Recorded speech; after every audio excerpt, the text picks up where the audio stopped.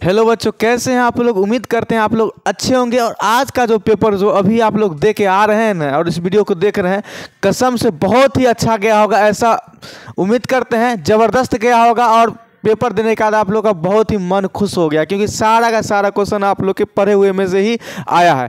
आज के इस क्लास में हम देखने वाले हैं मैथ के महत्वपूर्ण दीर्घ उत्तरीय प्रश्न, जो कि आपके कल के जो पेपर होने वाले मैथमेटिक्स का वो उसको काफ़ी ज़्यादा शानदार बना देगी। तो आप लोग को पता है कि दीर्घ उत्तरीय प्रश्न में 8 प्रश्न कुल पूछे जाते हैं, जिसमें से आप लोग को केवल और केवल 4 ही बनाना है। और उसी कौन सा 4 क्वेश्चन बनाना है वो हम बताने वाले इस क्लास में अभी बताएंगे, ठीक है। तो चलिए क्लास को शुरू करते हैं। पहला जो हमारा क्वेश्चन हो जाएगा वो हो जाएगा ग्राफ से। किससे हो जाएगा? ग्राफ से हो जाएगा, ठीक ना। जैसा कि आप लोग को पता है कि हर साल ग्राफ से जो एक क्वेश्चन वो फिक्स्ड होता है। 5 नंबर में ग्राफ अगर आपको बनाना आता है, ग्राफ बनाना अगर आप लोग सीख गए तो 5 नंबर इसे पक्का है। तो चलिए देखते हैं, अगर जिसको नहीं आता ग्राफ बनाना वो कृपया देखिए, जिसको आता भी वो भी देखिए, ताकि उनका भी रिवीजन हो जाए, ठीक है।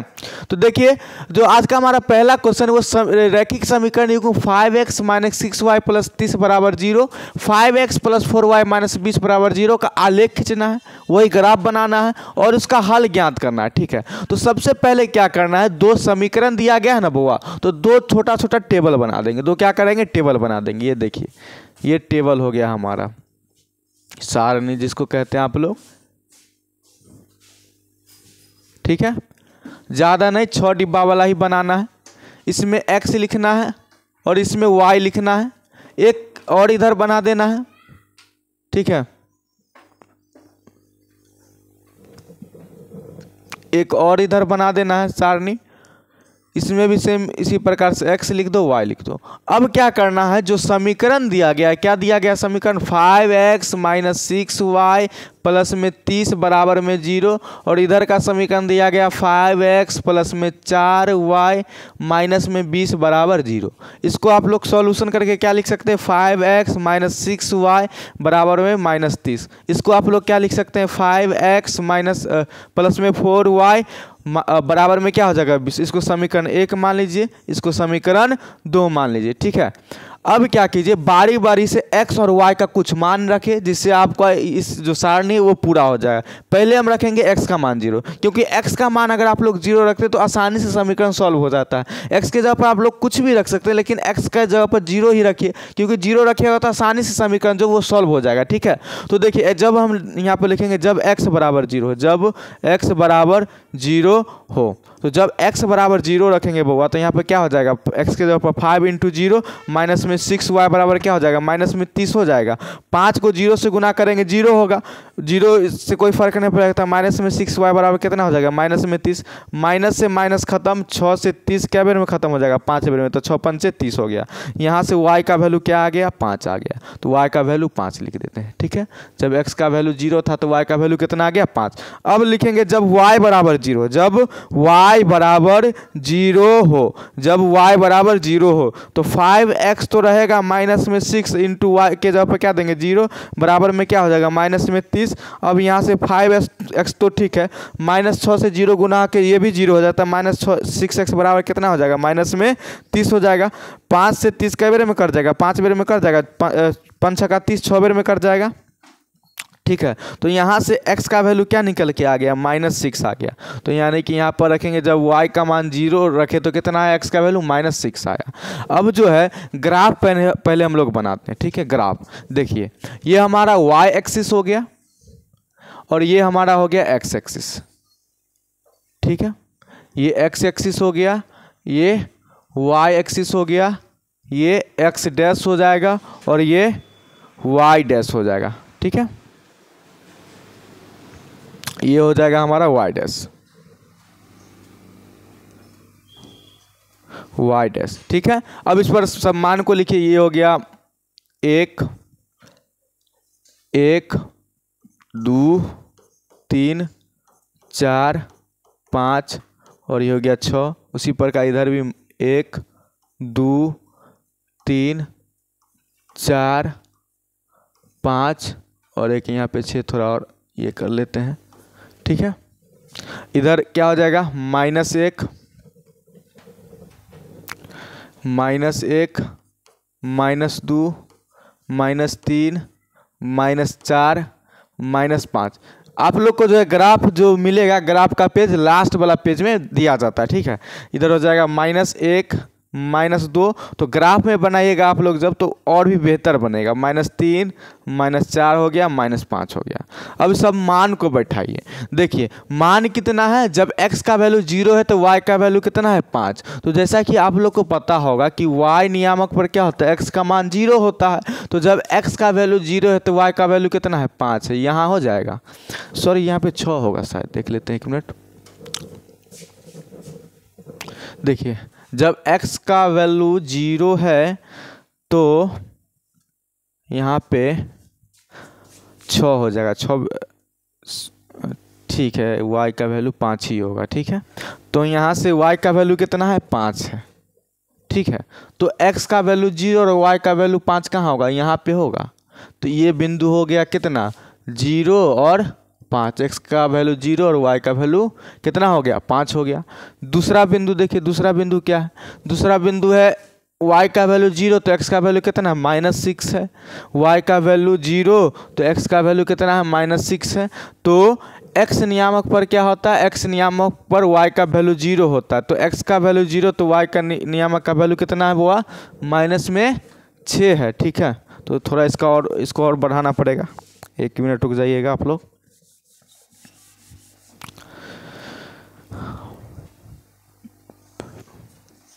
ये हो गया हमारा -6, ये बिंदु हो गया। जब x का वैल्यू कितना है -6, मतलब y का वैल्यू 0 है तो x का वैल्यू -6। अब इसको इससे मिला दीजिए, यानी कि हमारा पहला समीकरण का ये आलेख हो जाएगा, ठीक है। पहला समीकरण का आलेख हो जाएगा, देखिए इस प्रकार से,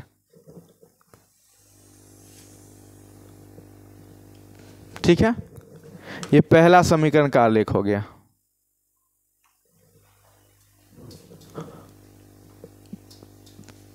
ठीक है, अब इसका नाम भी लिख देंगे कहीं पर, ठीक है, नाम भी लिख देंगे।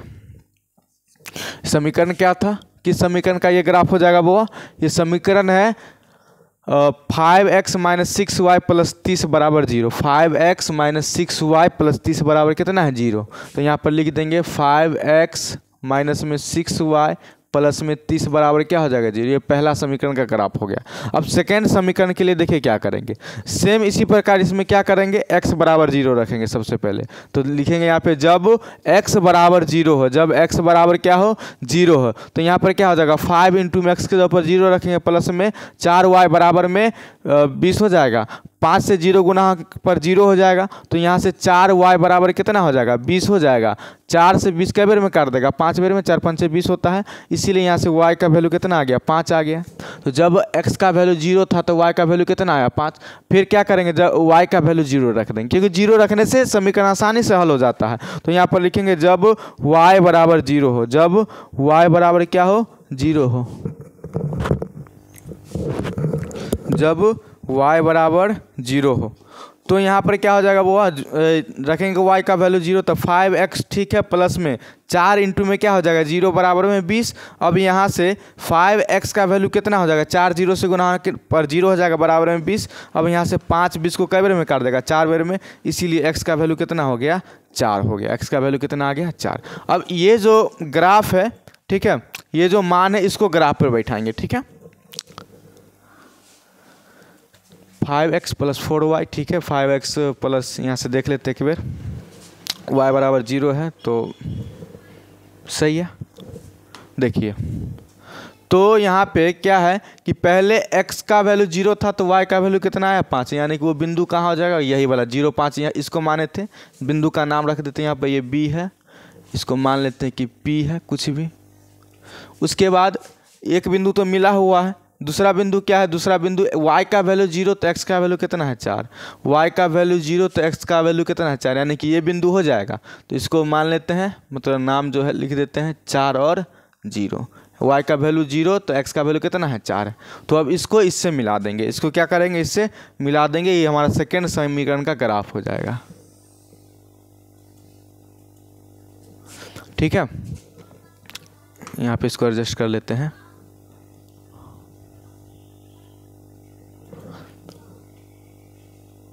ये हो गया हमारा सेकेंड समीकरण का ग्राफ, ठीक है।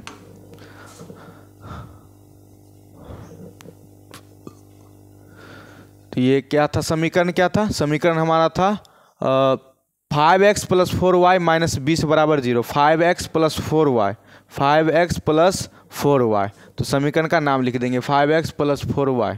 ठीक है, 5x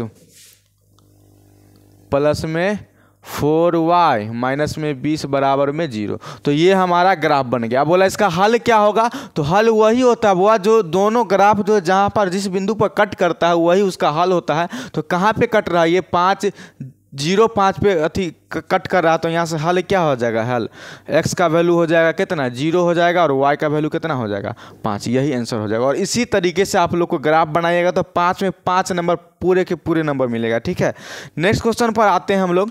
नेक्स्ट क्वेश्चन जो है वो है स्टैटिक पोर्शन से, सांख्यिकी जो है 14 नंबर चैप्टर। ठीक है, उसमें जो है उसमें से भी एक क्वेश्चन जो है 5 नंबर में पूछबे करता है, या तो माध्य से पूछेगा, या माध्यिका से पूछेगा, या बहुलक से पूछेगा, और उसको बनाना काफ़ी आसान होता है। तो एक तो ग्राफ आप लोग आसानी से बना लीजिए, इससे 5 नंबर पक्का। और दूसरा क्वेश्चन आप लोग कोशिश कीजिएगा बनाने का, कोशिश नहीं बनाना ही है। किस पोर्शन से बनाना है, वही स्टैटिक पोर्शन से। उसमें 5 नंबर क्वेश्चन में एक फिक्स रहता है, या तो माध्य से पूछेगा, नहीं तो माध्यिका से, नहीं तो बहुलक से।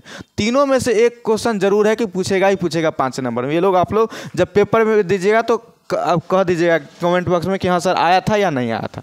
ठीक है, तो माध्य जैसे कि ये दे दिया गया है, कोई सारणी दे दिया गया है। ठीक है, सारणी दे दिया गया है, ये वाला बोला इसका माध्य निकाले। तो माध्य निकालने के लिए क्या करेंगे, जो पहले वर्ग अंतराल दिया गया है, पहले एक अपने आप से क्या बनाना है, एक सारणी बनाना है, वर्ग अंतराल, वर्ग अंतराल। और पहला बात, इस सभी का फार्मूला याद होना चाहिए। तो फार्मूला अगर आप लोग अभी तक नहीं क्लियर किए हैं तो हम फार्मूला का भी एकदम 1 शॉट वीडियो बना दिए हैं सभी चैप्टर का, तो उसको भी एक बार आप लोग देख लीजिएगा, क्योंकि उससे भी आपको काफ़ी ज़्यादा हेल्प मिलेगा। ठीक है, उससे भी डायरेक्ट ऑब्जेक्टिव में क्वेश्चन पूछ दिया जाता है। और फार्मूला अगर आप लोग को याद है तो तभी क्वेश्चन बनेगा। तो उसमें माध्य माध्यिका बहुलक का भी फार्मूला अच्छा करवा दिए हैं। तो वर्ग अंतराल लिखेंगे यहाँ पे, उसके बाद लिखा जाता है बारंबारता, उसके बाद क्या लिखा जाता है, वर्ग चिन्ह लिखा जाता है। क्या लिखा जाता है, वर्ग चिन्ह।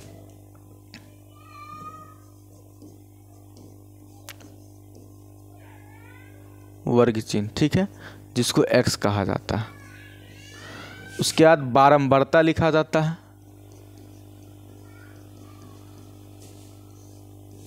उसके बाद fx, यानी कि इसको f से सूचित किया जाता है, यानी कि fx। ठीक है, वो लिखा जाता है। अब यहाँ से जो भी दिया गया है वो लिखिए। क्या दिया गया, 5 15 पहला है, 5 15 हो गया। उसके बाद कितना है, 15 25 है, यहाँ से 15 25 लिख दीजिए। उसके बाद कितना है, 25 35 है, तो 25 35 लिख दीजिए। ठीक है, उसके बाद क्या है, 35 45 है, तो 35 45 लिख दीजिए। उसके बाद क्या है, 45 55, तो 45 55 को लिख दीजिए यहाँ से। उसके बाद क्या है, 55 65, 55 और 65 हो गया ये। ठीक है, अब वर्ग चिन्ह क्या होता है, तो वर्ग चिन्ह क्या होता है, दोनों को जोड़ के, दोनों को क्या करना है, जोड़ के 2 से भाग दे देना है। और नहीं तो थोड़ा समझदारी दिखाइएगा तो देखिएगा कि ये दोनों के बीच में क्या आता है, 5 15 के बीच में क्या आता है, 10 आता है। तो यहाँ पे 10 हो जाएगा। 15 25 के बीच में क्या आएगा, 20 आएगा। यहाँ से उसी प्रकार से 30 आ जाएगा, यहाँ से 40 आ जाएगा, यहाँ से 50 आ जाएगा, यहाँ से क्या आ जाएगा, 60 हो जाएगा। नहीं तो आप क्या कर सकते हैं, 15 5 को जोड़िए, 15 5 को जोड़ेंगे क्या हो जाएगा, 20 हो जाएगा। 20 में 2 से भाग देंगे तो 10 हो जाएगा। 15 25 को जोड़ेंगे तो कितना होगा, 40 होगा। 40 में 2 से भाग देंगे तो कितना हो जाएगा, 20 हो जाएगा। तो इस प्रकार से आप लोग निकाल सकते हैं वर्ग चिन्ह। बारंबारता इसमें दिया रहता है, कितना कितना बारंबारता है, 6 है, 11 है, उसके बाद कितना है, 21 है, उसके बाद 23 है, फिर 14 है, और फिर कितना है, 5 है। अब जो माध्य का फार्मूला होता है वो, माध्य का फार्मूला क्या होता है, अच्छा f(x) भी पहले निकालेंगे। 10 छक्का कितने हो जाएगा, यहाँ 60 हो जाएगा। 20 को 11 से गुना करेंगे तो कितना हो जाएगा, 20 दाई 100, 20 दाई के 200 और 220 हो जाएगा। 220, 11 दूना 22। 30 को 21 से गुना करेंगे तो कितना हो जाएगा, 21 तिया 63, यानी कि 630 हो जाएगा। 23 को 40 से गुना करेंगे तो कितना हो जाएगा, 3 चौका 12 के 2 हासिल 1, 2 चौका 8 के 9, तो 92 920 हो जाएगा। 14 को आप 50 से गुना करिएगा तो कितना हो जाएगा, 14 पंचे 70 होता है, और शून्य बैठा देंगे। 60 को आप लोग 5 से गुना कीजिएगा तो कितना होगा, 300 होगा। तो माध्य का जो फार्मूला होता है वो क्या होता है, माध्य का फार्मूला पता होना चाहिए। वो होता है सिग्मा fx बट्टे में क्या होता है सिग्मा एफ, यानी कि बारंबारताओं का योग। यहाँ पे क्या निकालेंगे, योग निकालेंगे। क्या निकालेंगे, योग। ठीक है, ये हो जाएगा sigma F x, sorry sigma F का ये वैल्यू हो जाएगा, और इधर जो हो जाएगा वो सिग्मा एफ एक्स का वैल्यू हो जाएगा। यानी कि सिग्मा मतलब क्या होता है, जोड़ना होता है, तो सबको जोड़ दीजिए। तो 11 6 कितना हो जाएगा, चाहे इस प्रकार से जोड़िए, 6 1 7 1 8 3 11, 8 3 11 4 कितना 15, 15 5 20, 20 के 0 हो जाएगा हासिल, हासिल 2। उसके बाद क्या हो जाएगा 2 1 3 3 2 5 2 7 1 8, 80 हो जाएगा सिग्मा एफ का वैल्यू। सिग्मा एफ एक्स को जोड़िए, कितना हो जाएगा 0 0 0 हो जाएगा इधर। उसके बाद 6 2 8 8 3 11 11 2 13 13 हो जाएगा, 13 के 3 हासिल 1।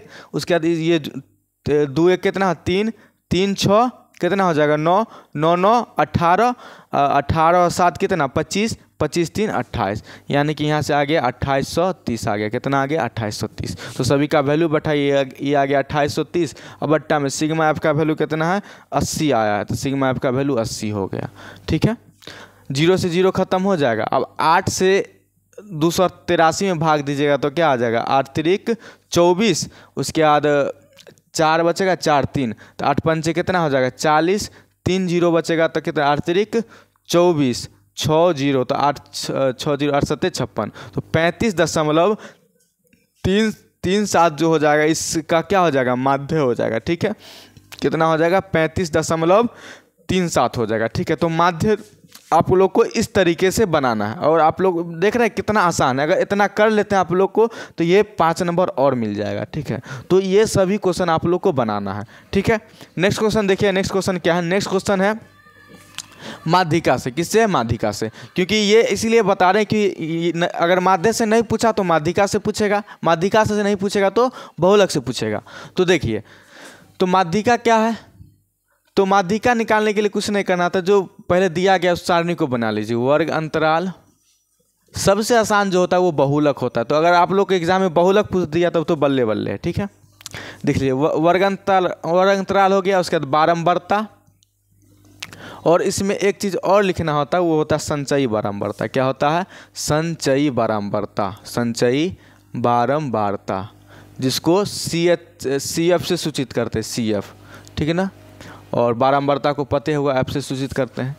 अब जो दिया गया वो लिखिए, 40 से 45, 40 से 45, उसके बाद कितना है 45 से 50,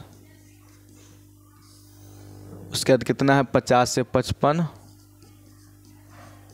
उसके बाद कितना है 55 से 60। अगर आप लोग इतना कर लेते हो तो ये दीर्घ उत्तरीय में ऐसा समझिए आपका 20 अंक जो है वो पक्का हो जाएगा। ठीक है ना, और हम लोग का शुरू से ही प्रयास रहा कि आप लोग कम समय में कैसे अच्छा नंबर ला सकते हैं, तो वही चीज़ को करना है। आप लोग को सारा क्वेश्चन नहीं बनाना, चूँकि 4 ही क्वेश्चन बनाना होता है आप लोग को, तो 4 में ही आपको कौन कौन सा बनाना जो एकदम जो है फिक्स रहेगा और आसानी से आप लोग बना भी सकते हैं। ठीक है, अब 55 से कितना हो गया 60 हो गया, उसके बाद कितना है 60 से 65 हो जाएगा, उसके बाद कितना है 65 से 70 हो जाएगा, उसके बाद कितना हो जाएगा 70 से 75 हो जाएगा, 70 से 75 हो जाएगा, यही लास्ट है, 70 से 75 हो जाएगा। ठीक है, अब देखिए बारंबारता कितना दिया गया 2 3 8 6 6 3 2। उसके बाद संचयी बारंबारता कैसे निकालते हैं, तो जो पहले दिया गया बारंबारता उसको लिख लीजिए, उसके बाद कोना कोनी जोड़ते चल जाए। 2 3 कितना होता है 5 होता है, 5 8 कितना होता है 13 होता है, 13 6 कितना होता है 13 6 19 होता है, 19 6 कितना होता है 25 होता है, 25 और 3 कितना होता है 28 होता है, 28 और 2 कितना होता है 30 होता है, कितना होता है 30 होता है।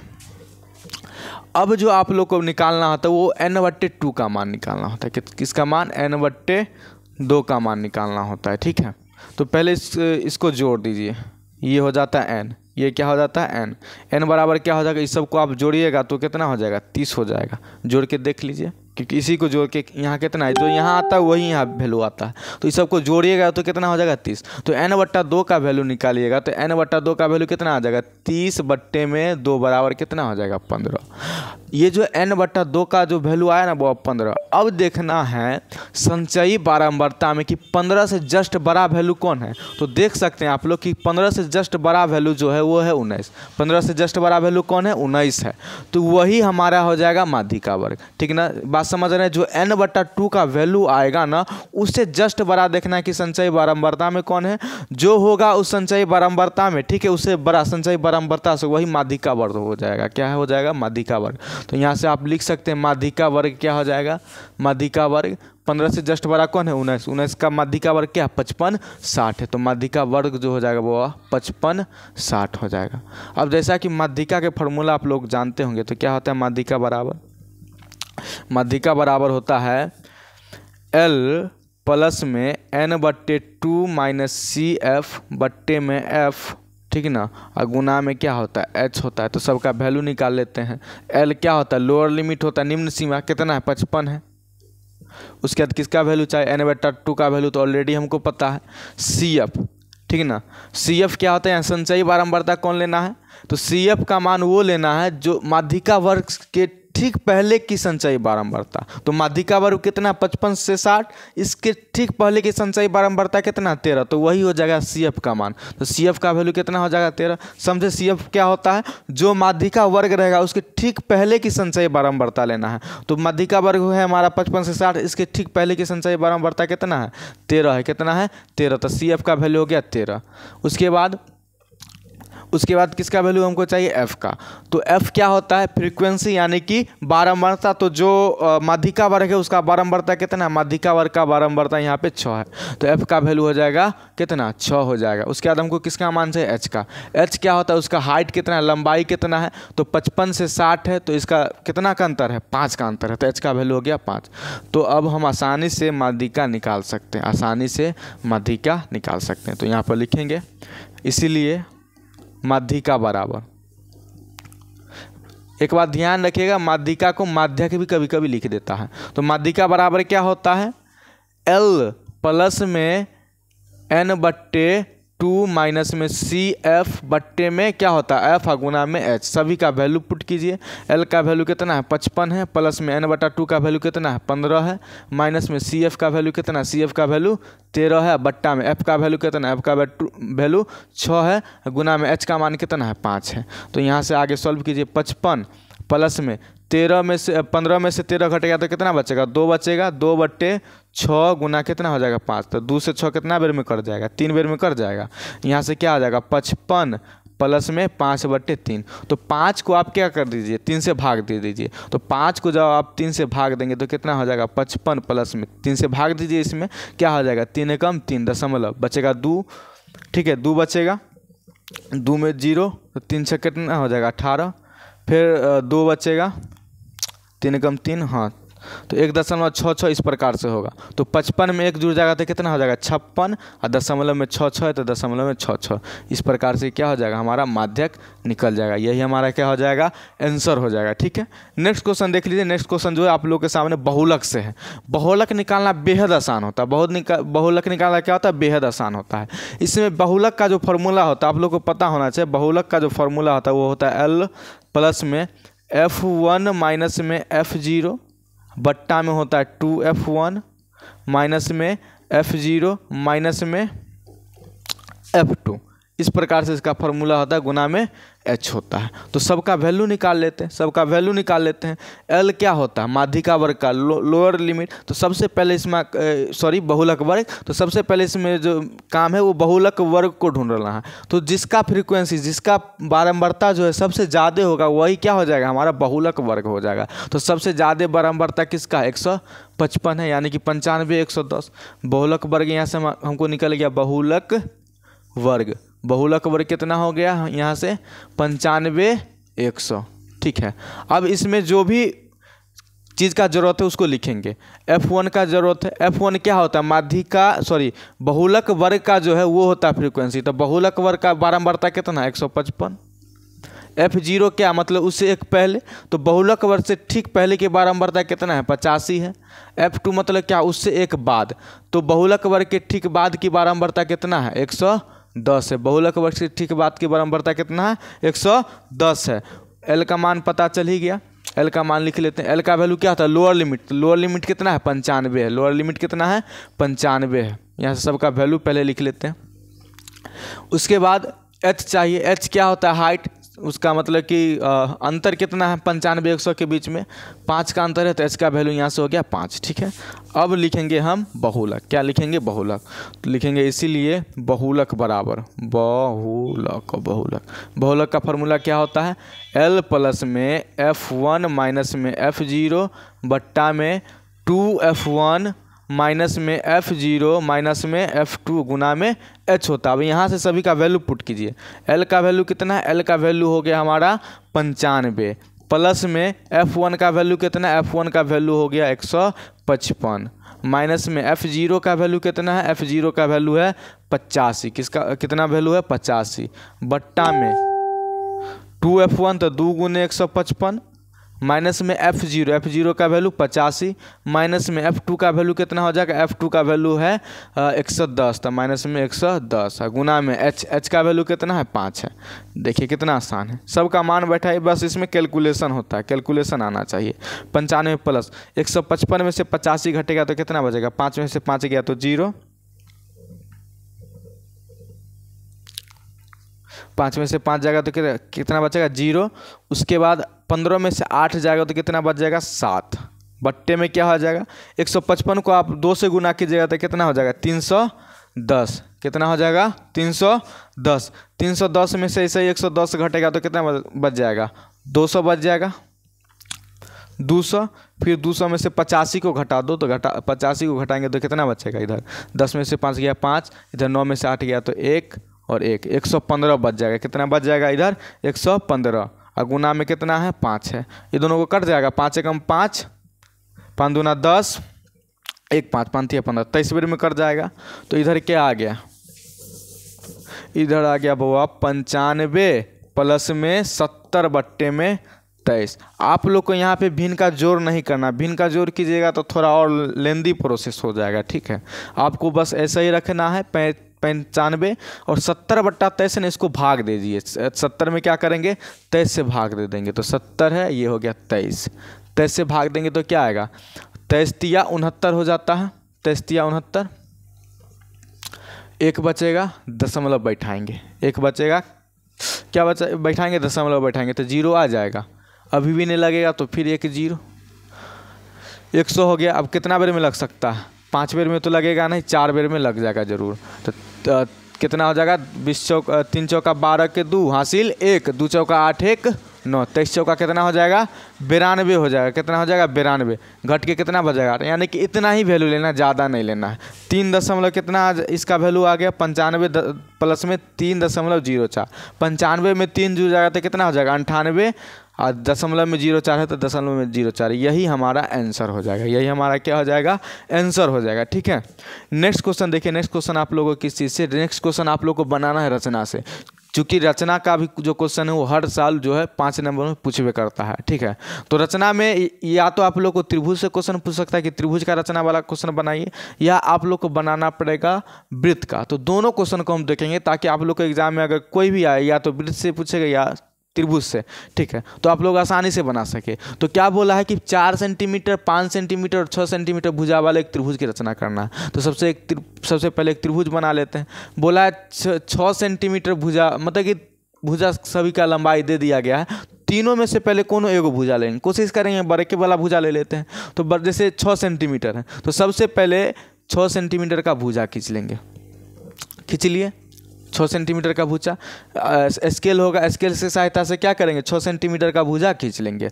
उसके बाद कितना कितना खींचना है 4 सेंटीमीटर और 5 सेंटीमीटर का भी खींचना है। तो अब आप लोग को क्या करना होगा, आप लोग के पास स्केल होगा, ये देख सकते हैं। ठीक है, स्केल होगा और आप लोग के पास क्या होगा, आप लोगों के पास जो है ये चाप भी होगा। ठीक है, चाप भी होगा आप लोग के पास। तो आप लोग को क्या करना है, जैसे ये 4 सेंटीमीटर का लेना है ना, तो इसको क्या करना है, खींच के 4 सेंटीमीटर कर देना है इसका लंबाई। और क्या करना है, यहाँ पर बैठा के ऊपर काट देना है, यहाँ पर बैठा के क्या करना है, ऊपर काट देना है। ठीक है, ये 4 सेंटीमीटर का हो गया। इसका पहले नाम रख देते हैं AB। उसके बाद कितना लेना है, 5 सेंटीमीटर लेना है। तो फिर से क्या करना है, चाप को 5 सेंटीमीटर पर लेना है और यहाँ पे बैठा के B पर बैठा के इसको काट देना है। ठीक है, जैसे भी कटे काट देना है, यानी कि यहाँ पे C मान लेते हैं। अब क्या, जो कट गया बिंदु उसको इससे मिला दीजिए तो हमको त्रिभुज बन जाएगा। ये त्रिभुज बन गया। अभी इतना ही नहीं करना, अभी और करना है। तो पहले जो बोला था हमको त्रिभुज बनाइए, ये हो गया 6 सेंटीमीटर का, ये हो गया 4 सेंटीमीटर। ठीक है, ये हो गया 4 सेंटीमीटर और ये हो गया हमारा कितना, 5 सेंटीमीटर। ठीक है, तो त्रिभुज बन गया। अब बोला है इसके समरूप एक अन्य त्रिभुज की रचना करें जिसकी भुजाएं कितना हो, प्रथम भुजा की संगत भुजा का 2/3 गुना हो। यानी कि इसके एक संगत मतलब कि क्या करना है, एक और त्रिभुज का रचना करना। तो सबसे पहले आप क्या कीजिए, ए से एक न्यून कोण खींच लीजिए। ए से क्या करना है, आपको एक न्यून कोण लेना है। इसी प्रकार से सेम स्केल की सहायता से एक न्यून कोण ले लीजिए। उसके बाद देखिए कितना है, 2/3। ध्यान रखिएगा इसमें जो भी ज़्यादा वाला वैल्यू होगा ना उतना बेर इसको काटना है। ठीक है ना। आप क्या कर सकते हैं, एक छोटा सा चाप ले लीजिए, जैसे कि मान लीजिए 1.5 सेंटीमीटर का, 1.5 सेंटीमीटर का चाप लेके इसको काटिए। यहाँ पर से रखिए, क्या बेर काटना है, 3 बेर, क्योंकि ज़्यादा वैल्यू कितना है, 3। एक जो भी ज़्यादा वैल्यू रहेगा उतना बेर काटना है, 1 2 और ये हो गया 3। उसके बाद क्या करना है, इसका नाम रख देंगे। ये हो गया A1, ये हो गया A2 और ये हो गया हमारा A3। अब एक बात ध्यान रखिएगा, इसमें जो नीचे वाला रहेगा ना वो पहले वाला त्रिभुज का होता है। नीचे वाला क्या होता है, पहले वाले त्रिभुज। और जो ऊपर वाला रहेगा वो होता है नया वाला त्रिभुज। ठीक है ना, जो अभी समरूप बनाएंगे। तो पहले क्या करना है, जो पहले वाला त्रिभुज है उसको मिला देंगे। पहले वाला त्रिभुज कितना है, 3 है। तो पहले 3 को B से मिला देंगे। 3 को क्या करेंगे, B से मिला देंगे। 3 को B से मिला दिए। अब देखिए अब क्या करना है, एक यहाँ पे एक चाप लेके कितना भी 1.5 सेंटीमीटर 2 सेंटीमीटर का क्या करेंगे, 2 सेंटीमीटर का ले लीजिए। ठीक है, 2 सेंटीमीटर का चाप लीजिए। अरे यार,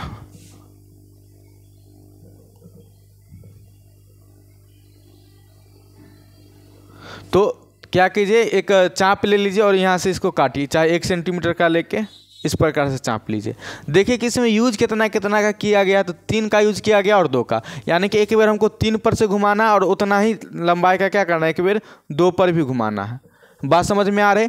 क्वेश्चन में किसका 2/3 है, 2/3, यानी कि एक बार हमको 2 लेना पड़ेगा, एक बार 3 लेना पड़ेगा। ठीक है, तो एक बार 3 पर से तो ले लिए, एक बार 2 पर से भी लेंगे। अब इसको क्या करेंगे, एंगल को मापेंगे। क्या करेंगे, एंगल को मापेंगे। इस चाप को उठा के लाएंगे, एक नोकी यहाँ पे रखेंगे, एक नोकी यहाँ पे रखेंगे, नपा जाएगा। ठीक है ना, माप लेंगे। उसके बाद क्या करेंगे, ये बिंदु पे ध्यान रखें, इस बिंदु पे, ये A1 पे नहीं रख देना, जहाँ पर से ये घुमा रहेगा इस बिंदु पे रखे, इसको क्या करना है, काट देना। इसको क्या करना है, काट देना। जब कट जाएगा तो उसके बाद क्या करना है, A2 से इसको इस प्रकार से मिला देना। और यहाँ पे एक बिंदु मान लेंगे, जैसे कि मान लो कि P आ गया। ठीक है ना। अब फिर क्या करना है, इतना काम करने के बाद फिर एक क्या करना है, चाप लेके 1.5 सेंटीमीटर जितना भी है लेके एक इसको घुमा दीजिए यहाँ से। सेम P बिंदु पर से क्या करना है, फिर से इसको इस प्रकार से घुमा देना है। और फिर उसके बाद क्या करना है, ये जो जितना एंगल है ना उतना ही एंगल का लेके और फिर से इसको क्या कर देंगे, काट देंगे। जब कट जाएगा तो इसको क्या करेंगे, आगे मिला देंगे इस बिंदु से इस प्रकार से। तो ये हमारा जो त्रिभुज वो बन जाएगा। ये यहाँ पे मान लेते हैं क्यों हो जाएगा। तो समरूप त्रिभुज का निर्माण हो गया। अब क्या करना है, इसके बाद आप लोग को लिखना है रचना का चरण। क्या लिखना है, रचना का चरण लिखना है।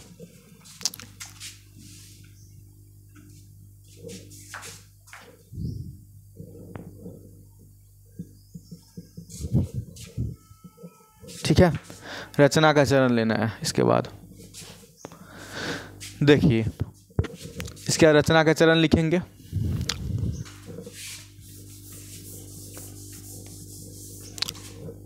रचना का चरण, रचना के चरण। रचना के चरण में क्या करना होता है कि आप जो भी काम किए हैं रचना करने में वो सभी बात लिखना है। ठीक है ना। जैसे पहला काम क्या किए कि 6 सेंटीमीटर AB बराबर 6 सेंटीमीटर का एक रेखाखंड लिया। 6 सेंटीमीटर का एक रेखाखंड लिया।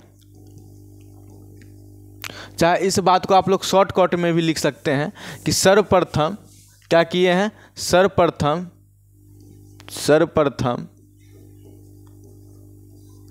ए बी बराबर 6 सेंटीमीटर, उसके बाद क्या है ए सी बराबर कितना है 4 सेंटीमीटर, और उसके बाद ए सी बराबर 4 सेंटीमीटर, और उसके बाद ये हो गया बी सी बराबर 5 सेंटीमीटर का एक त्रिभुज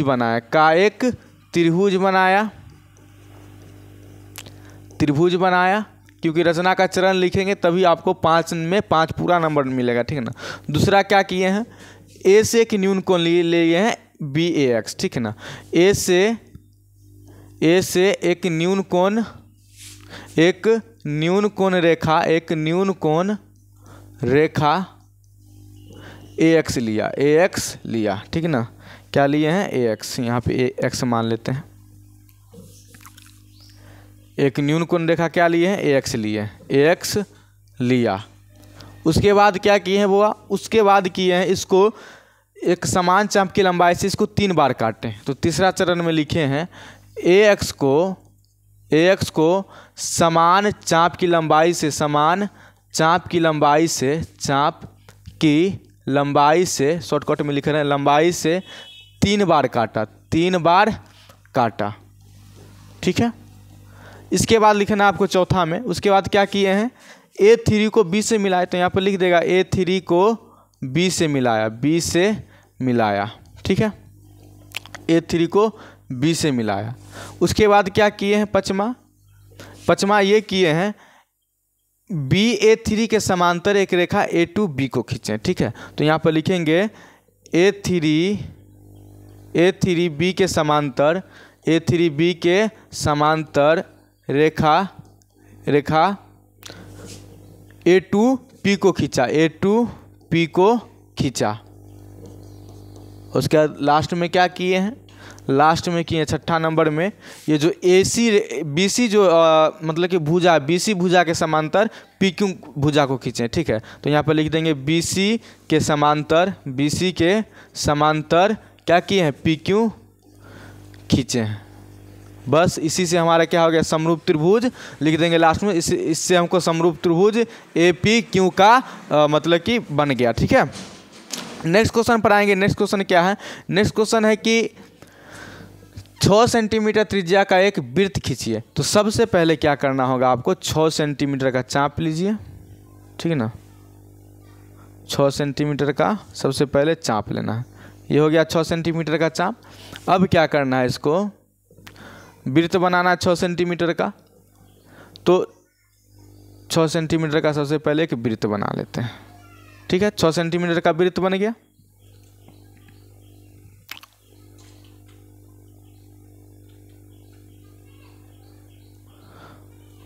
उसके बाद क्या करना है हमको, उसके बाद करना है केंद्र से 10 सेंटीमीटर। तो ये इसका क्या हो गया केंद्र हो गया, इसका ये क्या हो गया केंद्र हो गया। देख लेते हैं, चलिए ये केंद्र हो गया। अब केंद्र से हमको क्या करना है 10 सेंटीमीटर दूर। तो इन स्केल के सहायता से क्या करना है 10 सेंटीमीटर का एक लाइन निकाल लेना है, ठीक है ना। ये 10 सेंटीमीटर का लाइन हो गया। अब बोला है इससे एक दूर बिंदु पी 10 सेंटीमीटर दूर क्या है पी ले लेते हैं। उसके बाद बोला है कि एक बिंदु से वृत्त पर स्पर्श रेखा, इस बिंदु ये जो बिंदु है ना इससे क्या करना है हमको स्पर्श रेखा लेना है। क्या लेना है स्पर्श रेखा लेना है। वृत्त का केंद्र मान लेते हैं ओ है, क्या है ओ है। अब जो स्पर्श रेखा खींचने के लिए सबसे पहला काम क्या होगा आपके लिए कि सबसे पहले ये जो लाइन है इसका अर्धक निकालिए। क्या निकालिए अर्धक निकालिए। अर्धक कैसे निकालेंगे, तो ये पूरा लाइन कितना है 10 है, तो 10 से थोड़ा ज़्यादा लीजिए। 10 से कितना लीजिए थोड़ा ही ज़्यादा लेना थोड़ी मतलब 10 का आधा कितना 5, तो 5 से थोड़ा ज़्यादा लीजिए। 5 से थोड़ा ज़्यादा कितना, जैसे मान लीजिए 6। तो 6 सेंटीमीटर लेके क्या करेंगे एक बेर यहाँ से जो है ऊपर की तरफ काटना है इस प्रकार से। उसी प्रकार नीचे भी काटना है, ठीक है, नीचे भी काटना है। मतलब कि इससे नहीं हो रहा है, थोड़ा देख सकते हैं आप लोग। एक बार क्या करना है नीचे भी काटना है, यहाँ से बैठा के ऐसे नीचे काटना है, फिर यहाँ से लेके ऊपर भी काटना है और फिर यहाँ से पी से नीचे भी काटना है इस प्रकार से। जब ये कट जाए तो इसको क्या करना है, इसको मिला देना है, इससे इसको क्या करना है, मिला देना है। तो जब मिला देंगे तो बीच में नया बिंदु मिलेगा ओ डैश। अब क्या करना है, ओ डैश को केंद्र मानकर और ओ डैश को त्रिज्या मानकर एक और वृत्त बना देना है। इससे क्या करना है, एक और वृत्त बना देना है। ठीक है, एक और वृत्त बन गया, ये बन गया। जब आप वृत्त बना देंगे तो पहले वाले वृत्त को दो बिंदु पर प्रतिच्छेद करेगा। ये जो दो बिंदु है ना, इसको क्या करना है, इससे पी से मिला देना है। इसको क्या करना है, पी से मिला देना है और यही हमारा स्पर्श रेखा बन जाएगा। बात समझ में है? क्या करना है एक बार और समझिए। सबसे पहले बोला 6 सेंटीमीटर त्रिज्या का एक वृत्त खींचिए। तो क्या लेंगे, 6 सेंटीमीटर का चाप लेंगे और एक वृत्त बना देंगे। वृत्त बना दिए। अब बोला केंद्र से 10 सेंटीमीटर दूर, जैसे मान लो वहाँ पे इसका केंद्र यहाँ पे हो, इससे 10 सेंटीमीटर का क्या करना है, स्केल के सहायता से 10 सेंटीमीटर का लाइन ले लेना है। उसके बाद इसका अर्धक निकालेंगे। अर्धक कैसे निकालेंगे, 10 का आधा कितने होते हैं, 5 होता है। तो 5 से थोड़ा ज़्यादा चाप ले लीजिए, 6 ले लीजिए या 7 ले लीजिए। यहाँ से ओ से भी ऊपर की तरफ लेंगे और नीचे की तरफ। उसी प्रकार पी से भी ऊपर की तरफ लेंगे और नीचे की तरफ। जब दोनों जो कट जाएगा उसको कटा हुआ को क्या करेंगे, मिला देंगे, लाइन खींचेंगे। उसके बाद क्या होगा, बीच में एक बिंदु मिल जाएगा हमको ओ डैश, वही अर्धक बिंदु हो जाएगा। अब ओ डैश को और ओ डैश को त्रिज्या मानकर क्या करेंगे, वृत्त की रचना कर देंगे। वृत्त की रचना करने से क्या होगा, दो बिंदु को प्रतिच्छेद करेगा। यहाँ पे जो दो बिंदु प्रतिच्छेद होगा उसको क्या करेंगे, पी से मिला देंगे, हमारा स्पर्श रेखा का जो है वो बन जाएगा। अब क्या करना होता है, रचना का चरण लिखना होता है। तो रचना का चरण आसानी से लिख सकते हैं। रचना के चरण क्या करना है, पहले लिए 6 सेंटीमीटर चाप लेकर एक वृत्त बनाया। ठीक है, एक वृत्त बनाया। दूसरा काम क्या किए हैं, केंद्र ओ से 10 सेंटीमीटर दूर बिंदु पी लिया। 10 सेंटीमीटर दूर बिंदु पी लिया। ठीक है, उसके बाद क्या किए हैं, तीसरा काम, ये जो ओपी है ओपी का अर्धक निकाले। क्या किए हैं, ओपी का अर्धक निकाला। जिससे क्या हुआ, ओपी का अर्धक निकालने से क्या हुआ, नया केंद्र मिला। निकाला जिससे नया केंद्र ओ डैश मिला। नया केंद्र क्या मिला, ओ डैश मिला। ठीक है, ओ डैश मिला। वीडियो को पॉज कर दो थोड़ा। तो जिससे हमको क्या मिला, एक नया केंद्र ओ डैश मिला। ठीक है, चौथा क्या हुआ, ओ डैश को केंद्र मानकर ओ डैश को त्रिज्या मानकर। तो लिखेंगे ओ डैश को केंद्र मानकर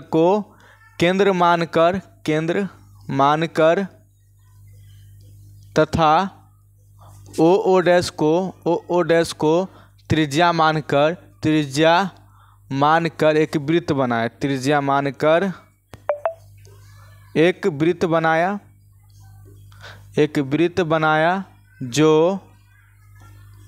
जो पहले वाले वृत्त को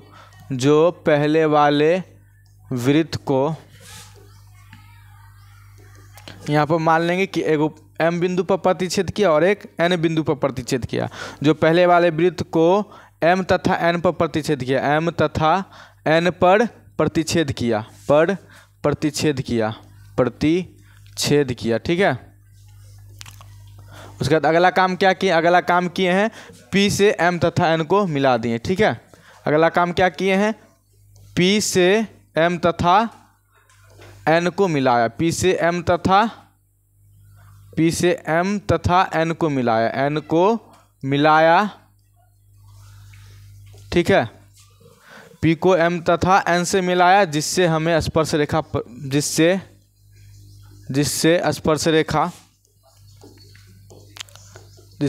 रेखा क्या प्राप्त हुआ, हमको पी एम तथा पी एन प्राप्त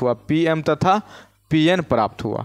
बस इतना ही आप लोग को करना है, पी एन प्राप्त करना है। और इतना कर लेते हैं तो आप लोग का 5 नंबर क्या हो जाएगा, मिल जाएगा। ठीक है, तो रचना में आपको या तो त्रिभुज से पूछेगा, ठीक है ना, तो त्रिभुज को भी हमने बनाया था, और या तो आपको वृत्त से पूछेगा। ठीक है, नेक्स्ट क्वेश्चन पर आते हैं हम लोग। नेक्स्ट क्वेश्चन जो है वो हाँ मेंसुरेशन से है। इससे भी क्वेश्चन एक 5 नंबर में पूछता है। ठीक है, और 5 नंबर में तो पूछता है और साथ साथ आपको लघु उत्तर ये प्रश्न 2 नंबर अंक के प्रश्न में भी पूछता है, ठीक है ना। तो अगर आप लोग को मेंसुरेशन का फार्मूला याद है तो आप लोग जो है इसको आसानी से बना सकते हैं। जैसे यहाँ पे क्वेश्चन है कि क्रमशः 6 सेंटीमीटर, 8 सेंटीमीटर और 10 सेंटीमीटर त्रिज्या वाले धातु के 3 ठोस गोलों को पिघलाकर क्या बनाया जाता है, एक बड़ा गोला बनाया जाता है। यानी कि 3 गो छोटा छोटा गोला है, उसको पिघलाकर एक साथ और एक बड़ा गोला बनाया जाता है। तो पूछ रहा है इस गोले की त्रिज्या क्या होगी। जो नया वाला गोला बनेगा बड़ा गोला, उसका क्या बताना है, उसका बताना है त्रिज्या क्या होगा। तो त्रिज्या कैसे निकालेंगे, तो आप लोग को एक बात यहाँ पे समझना पड़ेगा कि वो जो तीनों गोला है, ठीक है, वो तीनों गोला के पिघला के बड़ा गोला बनाया जाता है। यानी कि तीनों गोला का जो कुल आयतन होगा वो बड़ा वाला गोला के क्या होगा, आयतन के बराबर होगा। तो यहाँ पर सॉल्यूशन करेंगे, क्या सॉल्यूशन होगा, दिया गया, क्या चीज़ दिया गया, देखिए दिया गया है क्या दिया गया वो कि 3 मतलब कि क्या दिया गया, पहले गोला का त्रिज्या इसको R1 मान लेते हैं। R1 बराबर कितना दिया गया, 6 सेंटीमीटर। उसके बाद दूसरे गोला का त्रिज्या इसको R2 मान लेते हैं, ये कितना दिया गया है, 8 सेंटीमीटर।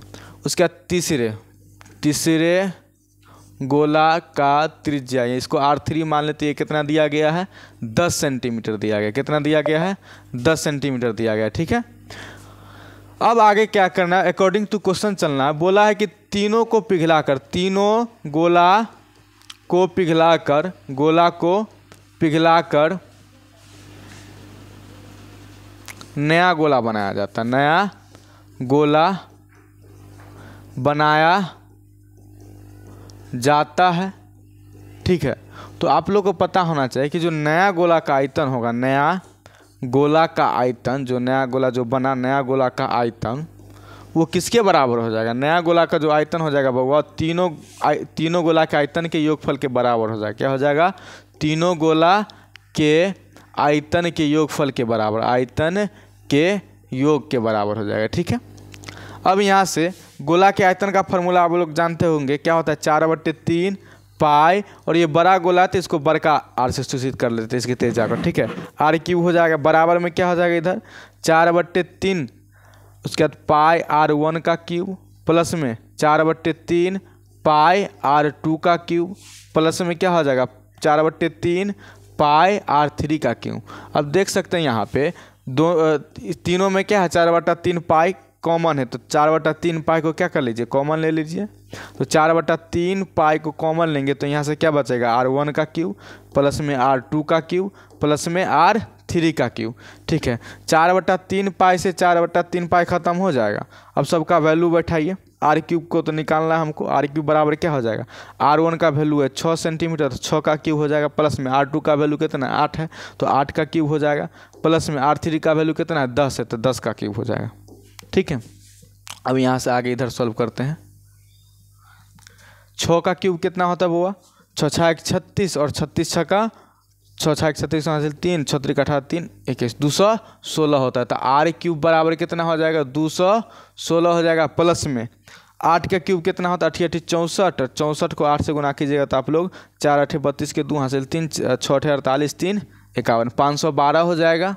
और 10 का क्यूब कितना होता है 1000 होता है, ठीक है।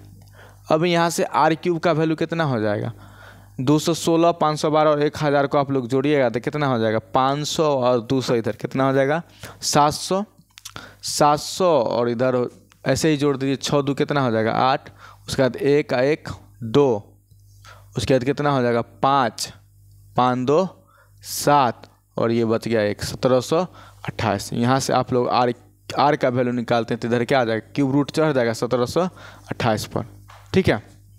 अब यहाँ से जो R का वैल्यू आएगा वो 1728 किसका घनमूल होता है। अगर आप लोग को घनमूल नहीं आता निकालना तो सबसे पहले 1728 को तोड़िए। 1728 को यहाँ से तोड़ेंगे तो कितना में टूटेगा, 2 से लगाएंगे 2 × 8 = 16, 1 2 2 6 कितना हो जाएगा 12, ठीक है, 2 चौका 8 864 बेर में, ठीक है। उसके बाद यहाँ से 2 से लगाएंगे 2 चौका 8, 2 तिया 6, 2 दूना 4, 2 से लगाएंगे 2 दूना 4 216 बेर में, ठीक है। 2 से लगाएंगे 2 एकम 2 108 बेर में, 2 से लगाएंगे कितना बेर में लग जाएगा 54 बेर में,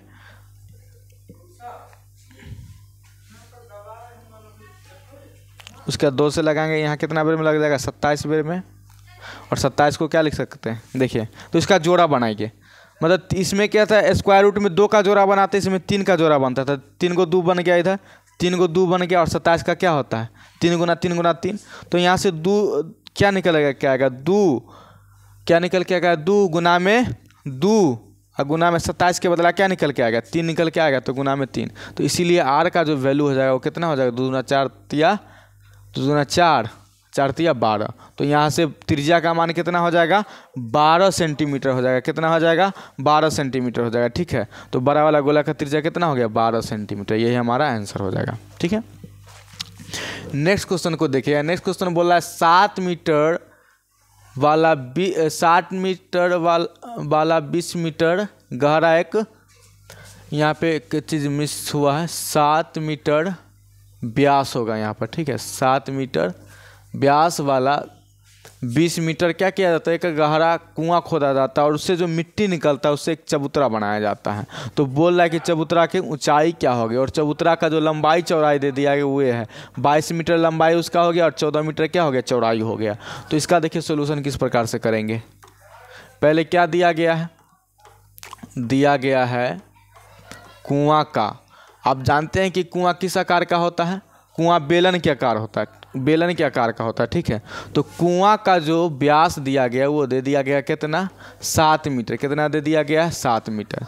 इसीलिए कुआं का अगर हम त्रिज्या निकालना चाहेंगे, कुआं का त्रिज्या, तो वो कितना हो जाएगा 7/2 मीटर हो जाएगा। ठीक है, उसके बाद कुआं का गहराई दिया गया, क्या दिया गया कुआं का गहराई।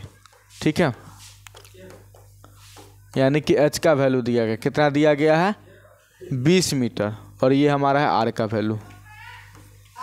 ठीक है, अब जानते हैं आप लोग उसके बाद दिया गया चबूतरा के बारे में। चबूतरा, चबूतरा का जो लंबाई है बउआ वो है 22 मीटर। उसके बाद चबूतरा का जो चौड़ाई है यानी कि बी का मान वो कितना है 14 मीटर। तब हमको निकालना है चबूतरा का जो ऊंचाई हो जाएगा, ऊंचाई यानी कि एच का वैल्यू वो हमको निकालना है। ठीक है, अब क्वेश्चन में क्या दिया गया है कि जो कुआं से जो निकली हुई मिट्टी है उससे चबूतरा बनाया जाता है, यानी कि कुआं के आयतन के बराबर क्या हो जाएगा चबूतरा का आयतन हो जाएगा। ठीक है, तो यहाँ पर लिखेंगे अकॉर्डिंग टू क्वेश्चन कुआं का आयतन बराबर क्या हो जाएगा, कुआं का आयतन बराबर में चबूतरा का आयतन हो जाएगा। चबूतरा का आयतन। ठीक है, अब यहाँ से आप लोग क्या कर सकते हैं, कुआं किसके आकार का, बेलन के आकार का। बेलन के आयतन का फॉर्मूला क्या होता है पाई आर स्क्वायर एच होता है, बराबर में चबूतरा किसके आकार का, घनाभ के आकार का है, तो घनाभ का आयतन क्या होता है LBH। अब यहाँ से सबका वैल्यू बैठाइए। पाई का वैल्यू कितना होता है 22/7, आर का मान कितना है 7/2, स्क्वायर है तो 2 बेर गुना हो जाएगा 60/2। एच का वैल्यू कितना है, एच का वैल्यू 20 मीटर है। ठीक है, कितना है 20 मीटर, तो गुना में 20 बराबर में एल का वैल्यू कितना है 22, और गुना में बी का वैल्यू कितना है 14, और गुना में एच का वैल्यू हमको नहीं पता। ठीक है, अब यहाँ से आप लोग क्या कर सकते हैं, 7 से 7 खत्म हो जाएगा, 2 दूना 4, 4 पंजे कितना हो जाएगा 20, 4 से 20 5 बार में कट जाएगा। उसके इस 22 से इस 22 ख़त्म कर सकते हैं इसको। उसका इस 7 से 14 कर सकता है 2 बार में। तो यहाँ से 5 बराबर कितना आ गया 2H। यहाँ से आप H का वैल्यू निकालेगा तो 5, अब 2 गुना में इधर आके भाग में, तो यहाँ से H का वैल्यू कितना निकल जाएगा 2.5 मीटर। कितना निकल जाएगा 2.5 मीटर। तो लिख सकते हैं यहाँ पर क्या, अतः चबूतरी की ऊंचाई चबूतरा की ऊंचाई कितना निकल के आया 2.5 मीटर, 2.5 मीटर। यही हमारा आंसर हो जाएगा। ठीक है, नेक्स्ट क्वेश्चन को देखिएगा। नेक्स्ट क्वेश्चन क्या कह रहा है कि एक मीनार के पाद बिंदु से, तो एक क्वेश्चन जो है आप लोग को जो 16 क्वेश्चन है 9वां चैप्टर में, ठीक है, हाइट एंड डिस्टेंस से त्रिकोणमिति के अनुप्रयोग से, तो उसमें से एक क्वेश्चन आप लोग के लिए एग्जाम में फिक्स रहता है। तो उस कृपया करके उस 16 क्वेश्चन को आप लोग देख लीजिएगा। ठीक है ना, हम यहाँ पे एक ही क्वेश्चन करवा रहे हैं ताकि आप लोग को पता चले कैसे क्वेश्चन बनाया जाता है। ठीक है, तो क्वेश्चन जो है वो बोला एक मीनार के पाद बिंदु से भवन के शिखर का उन्नयन कोण कितना है, 30 डिग्री है। तो एक यहाँ पे क्या है, मीनार है, इसको ए बी मान लेते हैं। ठीक है, और एक मीनार के पाद बिंदु से भवन के शिखर का उन्नयन कोण कितना है, 30 डिग्री है।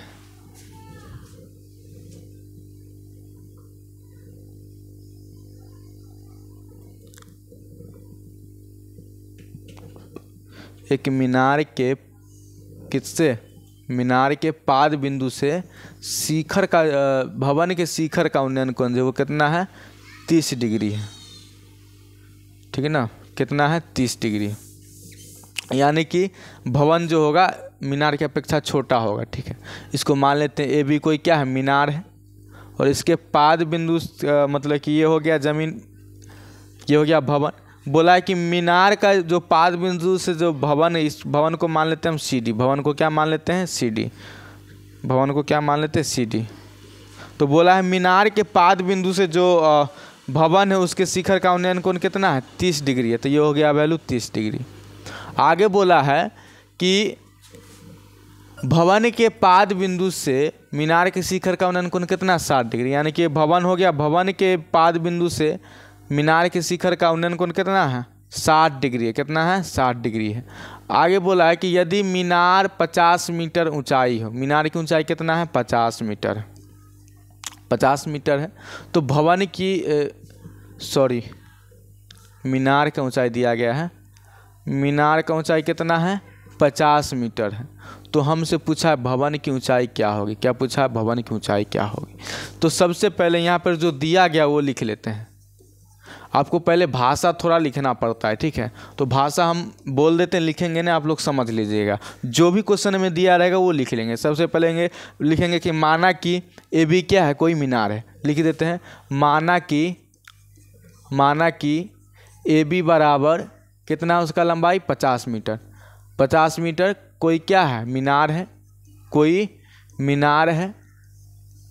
उसके बाद मान लेंगे कि सी डी कोई क्या है, भवन है, तथा सी डी कोई भवन है, सी डी कोई क्या है, भवन है, कोई भवन है। और आगे जो सेंटेंस दिया गया है कि मीनार के पाद बिंदु से लिख देंगे कि मीनार के पाद बिंदु से भवन के शिखर का उन्नयन कोण कितना है, 30 डिग्री है। उसके बाद लिख लेंगे कि भवन के पाद बिंदु से मीनार के शिखर का उन्नयन कोण कितना है, 60 डिग्री। उसके बाद इतना बात लिखने के बाद चलेंगे हम लोग त्रिभुज में, चलेंगे किस में, त्रिभुज में। किस त्रिभुज में चलेंगे, पहले इस त्रिभुज में, ए बी डी में, त्रिभुज ए बी डी में। देखिए दोनों में एक चीज़ कॉमन है, दोनों में क्या एक चीज़ कॉमन है कि दोनों का जो आधार है ना वो सेम है, दोनों का क्या है, आधार कॉमन है। देखिए तो ये आधार हो गया और यहाँ पे लंब का मान दिया गया है। तो आधार और लंब में क्या संबंध होता है, टेन थीटा का। तो चलेंगे त्रिभुज ए बी डी में, टेन कितना बन रहा है इसमें, टेन 60 डिग्री, थीटा का वैल्यू कितना है, 60 डिग्री। तो टेन 60 डिग्री लेके चलेंगे, टेन 60 डिग्री,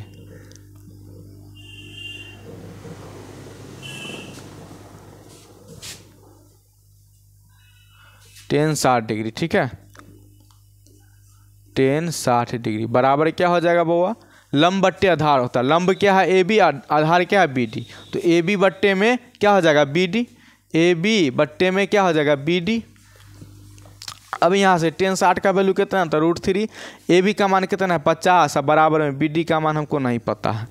ठीक है, तो यहाँ से बी डी √3 से गुना हो जाएगा, तो क्या हो जाएगा, बी डी √3 बराबर में क्या हो जाएगा, 50। यहाँ से बी डी का वैल्यू कितना निकल के आएगा, बी डी का वैल्यू निकल के आएगा 50/√3। कितना निकल के आएगा, 50/√3।